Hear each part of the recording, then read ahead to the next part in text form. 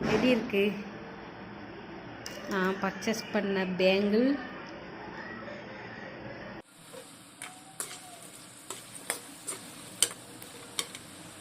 Hello friends, hi. இதுதான் என் friend, என் பொண்ணோட Deepavali dress. Hi, hello friends, welcome back to our channel. நம்ம வீடியோக்குள்ளே போகிறதுக்கு முன்னாடி நம்ம சுஜித்துக்காக ப்ரே பண்ணிக்கலாம். அவனோட ஆத்மா சாந்தி அடையணும்னு சொல்லிட்டு நான் கடவுள்கிட்ட வேண்டிக்கிறேன். வாங்க இப்போ நம்ம வீடியோக்குள்ளே போகலாம். நாங்கள் தீபாவளிக்கு முந்தின நாள்லேருந்து தீபாவளி வரைக்கும் என்ன செலிப்ரேட் பண்ணோம் அப்படின்னு சொல்லிட்டு ஒரு சின்ன விளாகாக போட்டிருக்கேன். ஆக்சுவலாக செலிப்ரேட் பண்ணலை. தீபாவளி சாயங்காலம் 6 மணி வரைக்கும் குளிக்கலை. அதுக்கு மேலே குளித்து தான் நான் செலிப்ரேட் பண்ணேன். ஏன்னா அந்த சுஜித்தண்ட பையனை எடுத்துருவாங்கன்னு சொல்லிட்டு நான் வெயிட் பண்ணிகிட்டு இருந்தேன். பட் எடுக்கலை. ஸோ அதுக்கப்புறம் என் குழந்தைங்களுக்காக நான் புது ட்ரெஸ் போட்டு அவங்களுக்காக நாங்கள் செலிப்ரேட் பண்ணோம். வாங்க இப்போ என்ன பண்ணணும்னு வீடியோக்குள்ளே போய் பார்க்கலாம். நான் முந்தின நாள் நைட்டு ராகி முறுக்கு பண்ணலாம் அப்படின்னு சொல்லிட்டு ரெடி பண்ணலாம் அப்படின்னு சொல்லிட்டு பண்ணேன். அதுக்கு ராகி, மிளகாய்த்தூள், மிளகுத்தூள், அடுத்து அதில் போடுற சீரகம், ஓமம், இது எல்லாமே ரெடி பண்ணி எடுத்து வச்சுட்டேன். தேவையான உப்பு, அடுத்து பொரிக்கிறதுக்கு தேவையான எண்ணெய் எல்லாத்தையும் ரெடி பண்ணிவிட்டு மாவை நல்லா பிசைஞ்சி முறுக்காக ரெடி பண்ணேன். இதுதான் நான் நைட்டு செஞ்சிட்ருந்தேன். இந்த ஒர்க்கு தான். அது அப்பப்போ நான் ஃபோனு, நியூஸ் எல்லாத்தையும் பார்த்துட்டு இருந்தேன். சுஜித்தை எடுத்துட்டாங்களா, இப்போ எடுத்துருவாங்களோ அப்படின்னு சொல்லிட்டு. பட்டு சுஜித்தை எடுக்கவே இல்லை. நான் அதுக்காக தான் வெயிட் பண்ணிகிட்டே இருந்தோம். சுஜித்து வெளியில் எடுத்துருவாங்க அப்படின்னு சொல்லிட்டு தான். உங்களுக்கு இந்த ராகி முறுக்கு ரெசிபி வேணும்னா நீங்கள் கமெண்ட் பாக்ஸில் சொல்லுங்கள், நான் போடுறேன். இந்த முறுக்கு அரிசி மாவே போடலைனாலும் நல்லா மொறு மொறுன்னு சூப்பராக இருக்குங்க. உண்மையிலே நீங்கள் வீட்டில் செஞ்சு பார்த்தீங்கன்னா உங்களுக்கு தெரியும். எனக்கு ரொம்ப பிடிக்கும் இந்த முறுக்கு. இது ஹெல்த்தியும் கூட, நம்மளுக்கு உடம்புக்கும் ரொம்ப நல்லது. குழந்தைங்களுக்குலாம் கொடுத்தோன்னா, ராகி சாப்பிடாத குழந்தைங்களுக்கு முறுக்கு மூலயமா நம்ம ராகியை சேர்த்துக்கலாம். பாருங்கள், இதுதான் நான் நைட்டில் முறுக்கு சுட்டுட்ருந்தேன். அதுக்கப்புறம் முறுக்கு எல்லாமே ஓரளவுக்கு சுட்டு எடுத்து வச்சுட்டு அடுத்து குலோப் ஜாமுன் பண்ணலான்னு சொல்லிட்டு குலோப் ஜாமுன் பண்ணேன். குலோப் ஜாமுன் பண்ணி நைட்டு சிரப்பில் ஊற வச்சுட்டு மார்னிங் எடுத்து நாங்கள் சாப்பிட்டோம். முறுக்கு ரெடி பண்ணிட்டேன். இப்போது முறுக்கு ரெடி பண்ணிவிட்டு அதை நல்லா நான் ஒரு பாத்திரத்தில் போட்டு எடுத்து வச்சிட்டேன். இல்லைனா மழை பெஞ்சிட்ருக்கிறதுனால பதம் பிடிச்சிருன்னு சொல்லிட்டு நான் அரிசி மாவே போடலைங்க. பட் நல்லா கடமுடான்னு இருந்துச்சு இந்த முறுக்கு. பாருங்கள், நான் உடைக்கிறேன் பாருங்கள் எப்படி இருக்குன்னு சொல்லிட்டு. குலோப் ஜாமுனும் அழகழகாக வந்துச்சு. அந்த இன்ஸ்டன்ட் குலோப் ஜாம் மாவு தான் யூஸ் பண்ணேன். உங்களுக்கு குலோப் ஜாம் ரெசிபி வேணும்னாலும் சொல்லுங்கள், நான் கண்டிப்பாக செய்கிறேன். நல்லா உருண்டை வெடிக்கலாம், ஒன்றும் ஆகலை, வந்துச்சு.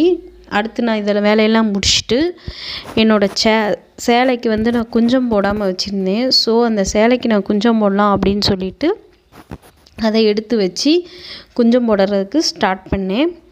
அது ஒரு 1/2 hourல குஞ்சம் போட்டு முடிச்சிட்டேன். ஃபைனலாக எல்லா ஒர்க்கும் முடிச்சுட்டு குஞ்சம் போடலான்னு சொல்லிட்டு நினச்சேன். அடுத்து நான் மருதாணி வைக்கணும்னு நினச்சேன். பட் மருதாணி வைக்க முடியல.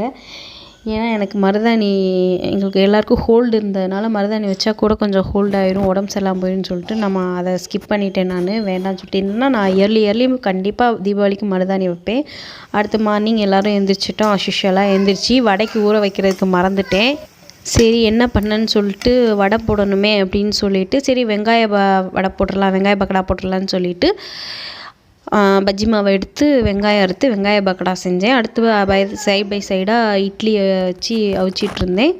அடுத்து அதுக்கு சைட் டிஷ்ஷாக எங்கள் அம்மா இருந்தாங்கன்னா சாம்பார், சட்னி, 2 வகை சட்னி எல்லாம் பண்ணுவாங்க. பட் நான் எல்லாேருக்கும் கொஞ்சம் ஹோல்டு இருந்து உடம்பு சரியில்லைனால வேஸ்ட் ஆகிடுன்னு சொல்லிட்டு ஒரே ஒரு சட்னி மட்டும் பண்ணேன்.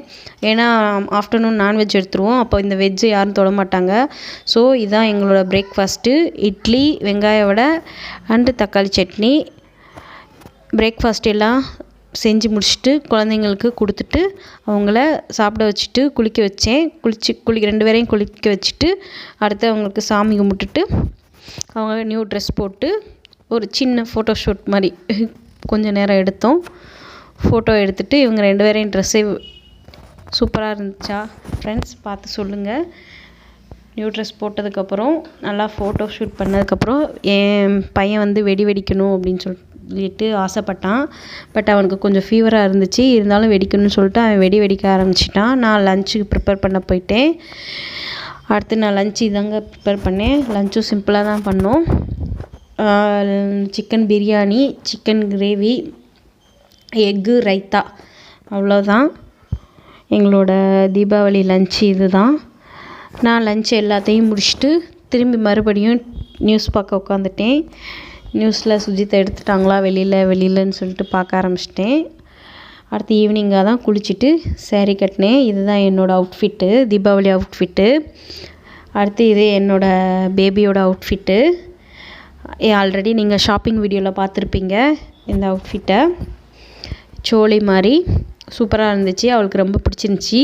சேலைன்னு சொல்லிவிட்டு அவள் போட்டுகிட்டே திரிஞ்சிட்டு இருந்தா. அதுக்கு மேட்சாக நெயில் பாலிஷ் வேணும்னு சொல்லிட்டு மேட்சாக நெயில் பாலிஷ் வச்சிட்டா. அவள் ரொம்ப என்ஜாய் பண்ணா தீபாவளி அன்னைக்கு.